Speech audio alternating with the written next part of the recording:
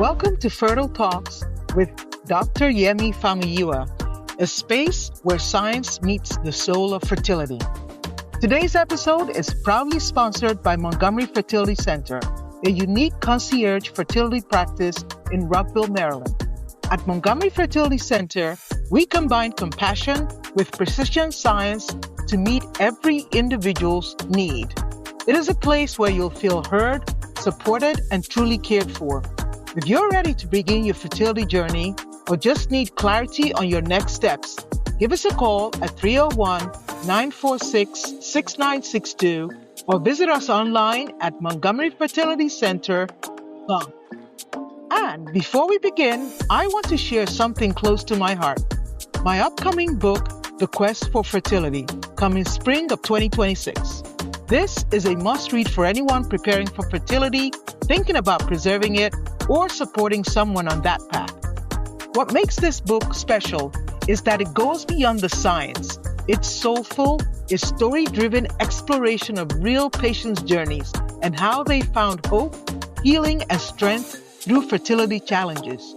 If you'd like to join our Quest for Fertility support circle or get updates about the book's release, visit montgomeryfertilitycenter.com and send us an email. Now, let's dive into today's episode of Fertile Talks, where we'll explore the science, stories, and soul behind the journey to parenthood.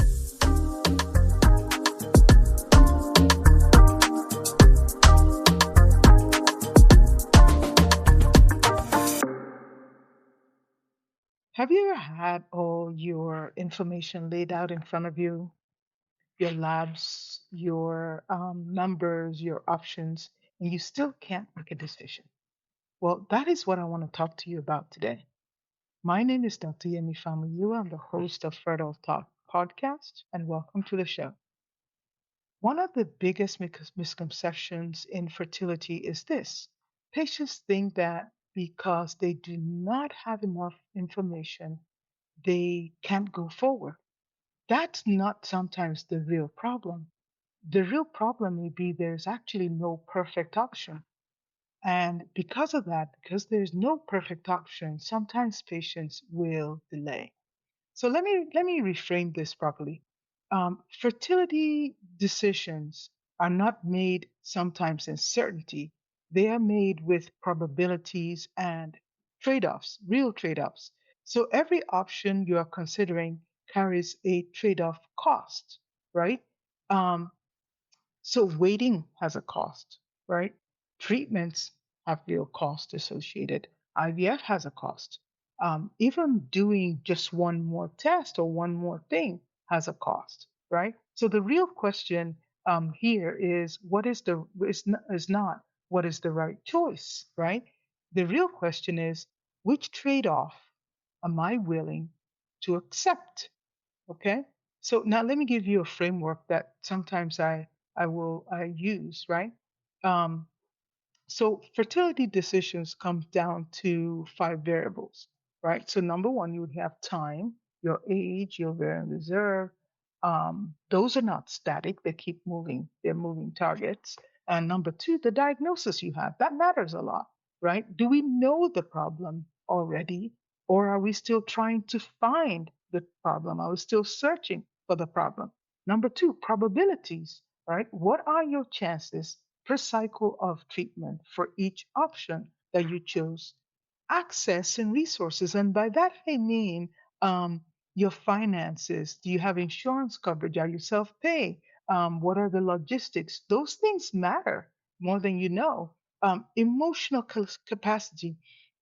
You may not emotionally be prepared to go through your treatment, right? So, do we need to take care of that first? Sometimes patients are just not emotionally ready to proceed, and you have to wait till they're emotionally there. So let me show you what happens when these things are ignored. I had a patient who was fully approved for IVF several months ago, and for whatever reason, we couldn't get started. So I advised her because I knew her labs were about to expire. I told her, let's go ahead and repeat your labs so that whenever you are ready, we can go forward, resubmit your paperwork, and get authorization. But she didn't want to do this. So then she got ready into what she considered her perfect time, and we submit her paper again, denied. And I had a peer-to-peer discussion with the insurance medical director, and they said, "Oh, we just need a repeat day three." Well, guess what? That day three of her menstrual cycle had passed, so she had to wait again and repeat the test. Then we submit the results and hope that they authorize in time. So she just added 2 months to her journey, right? By having out of date labs. So I'll give you another example. I had another patient. These were African couples, and the husband was building a home in Africa because that's a huge thing. You want to build a home in your local area where you come from.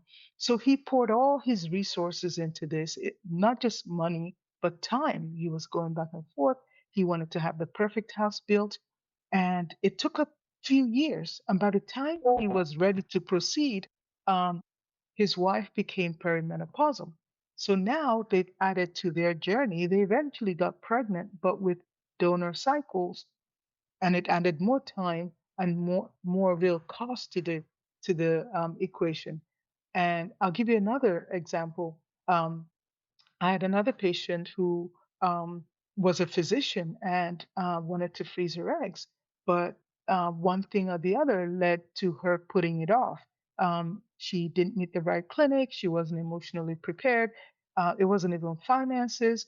But by the but by then, her ovarian reserve was starting to slide down, and so her cost was fewer eggs.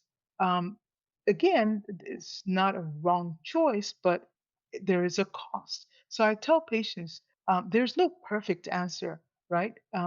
It does not mean that all options are equal because they are not. Some paths to treatment have higher probabilities, and some paths are more time sensitive.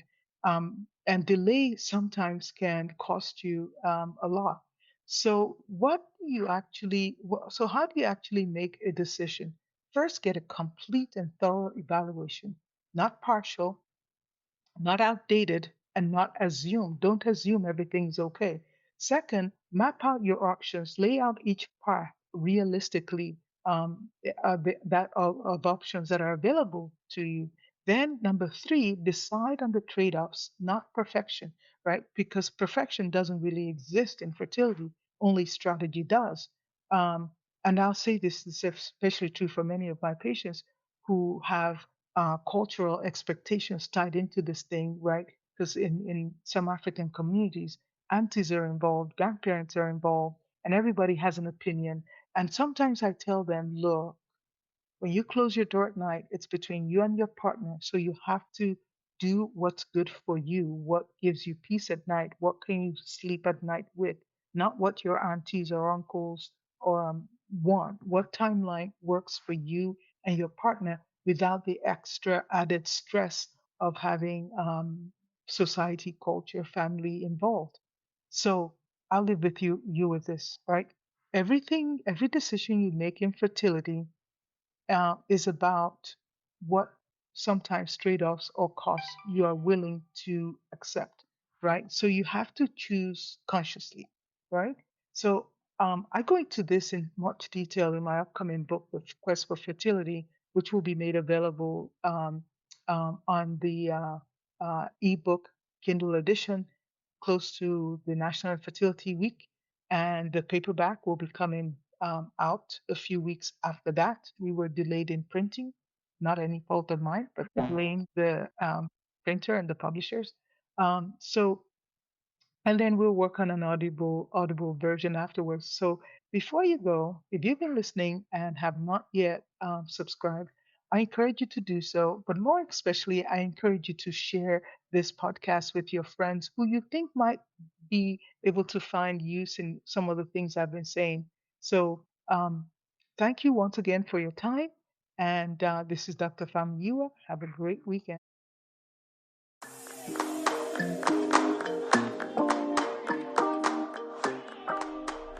Thank you for tuning in to Fertile Talks.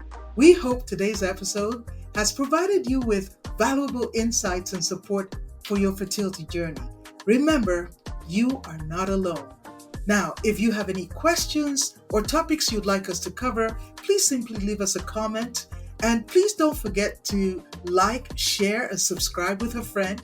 Your ratings, your shares, and your reviews are greatly appreciated and is going to help us serve more of our listening audience. Thank you once again. This is Dr. Famuyiwa.